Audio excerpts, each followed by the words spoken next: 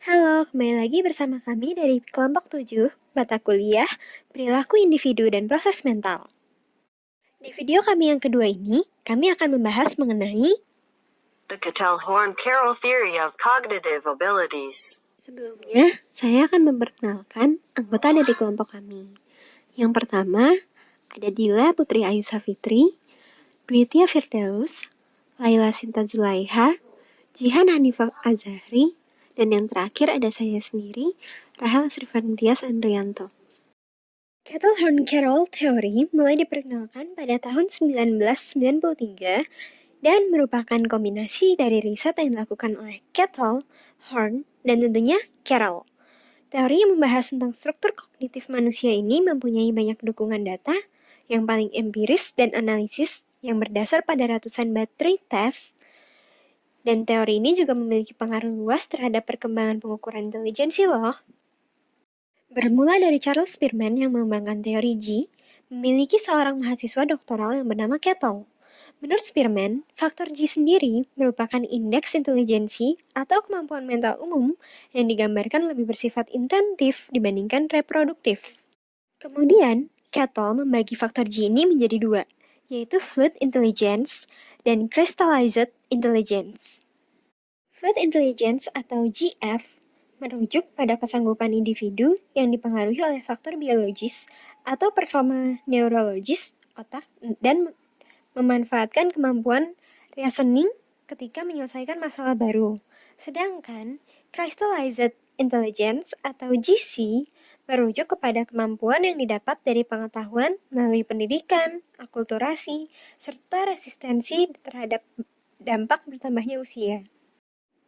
Teori Cattell tadi dikembangkan lagi oleh Horn dengan mengikutsertakan persepsi visual, memori jangka pendek, penyimpanan dan pengambilan kembali memori jangka panjang, kecepatan pemrosesan auditori, kecepatan reaksi dan pengambilan keputusan, correct decision speed, kemampuan kuantitatif, serta kemampuan baca tulis.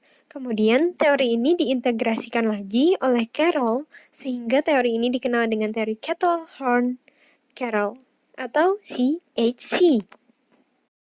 Teori ini juga disebut sebagai the three-stratum hierarchical structure of mental abilities. Menurut hierarki tersebut, kemampuan mental manusia terbagi menjadi 3 strata atau level. Pertama, strata 3 atau level yang paling atas atau level umum. Hanya berisi satu kemampuan mental berupa G-factors atau kecerdasan umum yang merupakan esensi bagi tiap proses mental kemampuan-kemampuan pada level di bawahnya. Berikutnya, ada strata 2 yang terdiri dari 8 kemampuan mental yang lebih spesifik dibandingkan dengan faktor G, yakni fluid intelligence atau reasoning, crystallized intelligence, general memory and learning, broad visual perception, broad auditory perception, broad retrieval ability, broad cognitive speediness, dan processing speed. Dan terakhir, strata pertama sebagai level terbawah memiliki 69 kemampuan mental yang sangat spesifik dibandingkan strata 2 sehingga disebut sebagai faktor spesifik. Dengan demikian, strata 3 disebut sebagai general ability, strata 2 disebut sebagai broad ability, dan strata pertama disebut sebagai narrow ability. Nah, terus kenapa sih teori ini sering dipakai sebagai dasar dalam mengembangkan tes intelijensi? Menurut McGrew, tahun 2005, teori ini menggunakan dasar yang empiris, yang kuat, sehingga dianggap sebagai model teori yang terbaik dalam menggambarkan struktur kecerdasan manusia secara komprehensif.